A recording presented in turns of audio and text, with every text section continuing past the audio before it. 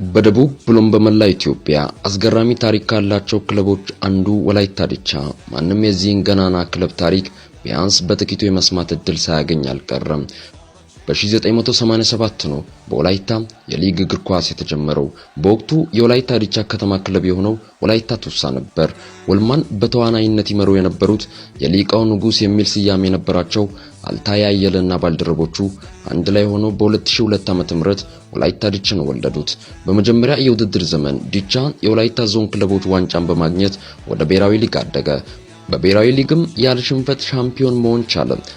ያኔ በኮቶና ስቴዲየም ቡድኑን የሚመለከቱ በመቶዎች የሚቆጠሩ ደጋፊዎች ቁጥር ወደ 10 ሺዎች ከፍ አለ። የቡድኑ የተጫዋቾች ጎል የማስቆጠርና የመከላከል ብቃት ብዙዎችን ቀልብ መግዛት ጀመረ። በ2006 ዓ.ም የአባይ ግድብ ዋንጫን አገኘ። በመሰል አመራራቸው በሚታወቁት በአሰፋው ሲዞና አብዲ ራዋ ዘመን በ2009 ዓ.ም የኢትዮጵያ ጥሎ ማለፍ ዋንጫን ሳመ።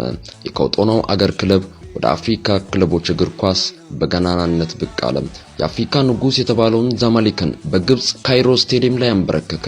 ከዚህ በኋላም የወላይታ ዲቻ ደጋፊዎች በመላ አገሪቱ ተበራከተ።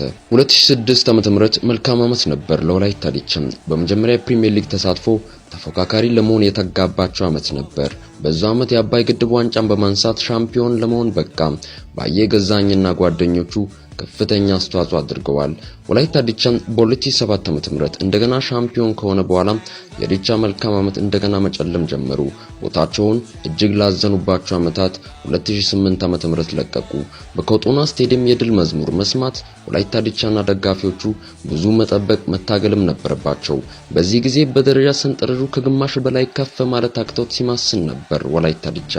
በ2009 ዓ.ም እሸቱ መናና ጃኮ አረፋት የተባሉ ሁለት ወሳኝ ተጫዋቾችን ከአማተር ክለቦች አስፈረመ። ከቦዲቲው ሼ ጋር ሆኖ ጥሩ ቡድን ተሰራ።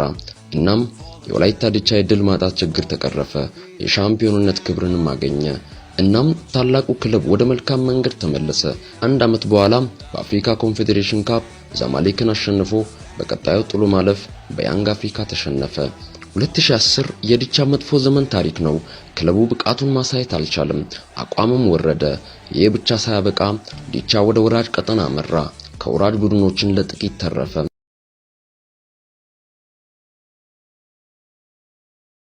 መሳይ ተፈሪና ዘነበ ፍሳ በወላይታ ዲቻ ካለፉ በርካታ ታሪካዊ ሰዎች በላይ ስማቸው ይጠራል። በኮቶና ስቴዲየም የተለየ ገድል ለመፈጸም ችሏል።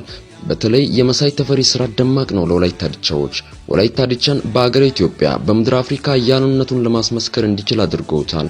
ወላይታ ዲቻን ከብሔራዊ ሊግ ለማውጣት ብሎም የዳሴው ሻምፒዮን ለማድረግ መሳይ ተፈሪ 3 ዓመታት ብቻ ነው የፈለጉት። በቀጣዩ ውድድር ዓመት የአባይ ግድብ ዋንጫን ደገመ። ወላይታ ዲቻን እስከ 2010 በመሳይ አስተዳደር በአፍሪካ ውድድር በደንብ ባይሳካለትም ጠንካራ አጥቂ መስመሩ ሼና ባዬ በተከላካይ መስመሩ እሸቱና ሙባሪክ